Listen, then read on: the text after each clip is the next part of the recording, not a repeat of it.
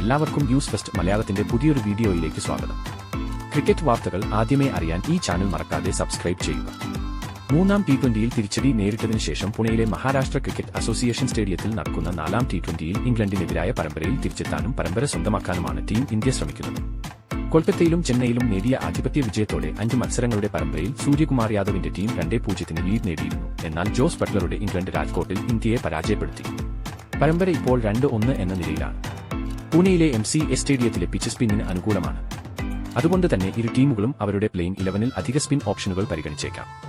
ഇനി നമുക്ക് India England നാലാം ടി20 മത്സരത്തിന്റെ പ്ലേയിങ് 11 ഒന്ന് പരിശോധിക്കാം.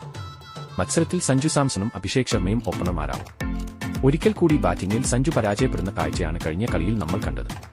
മറുവശത്ത് അഭിഷേക് ശർമ്മയ്ക്ക് നല്ല തുടക്കം ലഭിച്ചെങ്കിലും അത് വലിയ സ്കോറാക്കി മാറ്റാനായില്ല. നാലാം ടി20യിൽ തങ്ങളുടെ ഓപ്പണർമാർ ബാറ്റിംഗിൽ മികച്ച തുടക്കം നൽകുമെന്ന് ഇന്ത്യ പ്രതീക്ഷിക്കുന്നു.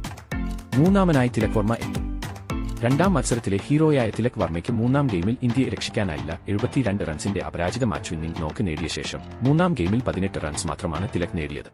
നാലാമനായി സൂര്യകുമാർ യാദവ് ഇറങ്ങും. ബാറ്റുകൊണ്ട് ക്യാപ്റ്റൻ സൂര്യകുമാർ യാദവിന്റെ മോശം ഫോമാണ് പരമ്പരയിൽ തുടർച്ചയായി കാണുന്നത്. തുടർച്ചയായ മൂന്നാം ഗെയിമിലും സൂര്യകുമാറിന് ബാറ്റിംഗിൽ വലിയ സ്കോറുകൾ നേടാനായില്ല. അഞ്ചാമനായി ശിവം ദുബെ എത്തുമ്പോൾ ആറാമനായി ഹാർദിക് പാണ്ഡ്യ ഇറങ്ങും. നാലാം ടി20യിൽ ഇന്ത്യ ബൌളിംഗ് നിരയിൽ മാറ്റം വരുത്തിയേക്കും.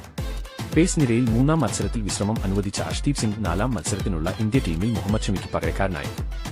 മറുവശത്ത് വരുൺ ചക്രവർത്തിയും രവി ബിഷ്ണോയും അക്സർ പട്ടേലും വാഷിംഗ്ടൺ സുന്ദറും ടീമിന്റെ പ്രധാന സ്പിന്നർമാരാവും.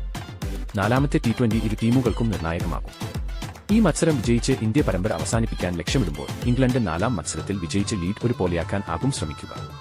എന്തായാലും നാളത്തെ മത്സരത്തിൽ മികച്ച രീതിയിൽ തന്നെ ഇന്ത്യ കളിക്കും എന്ന് നമുക്ക് പ്രതീക്ഷിക്കാം.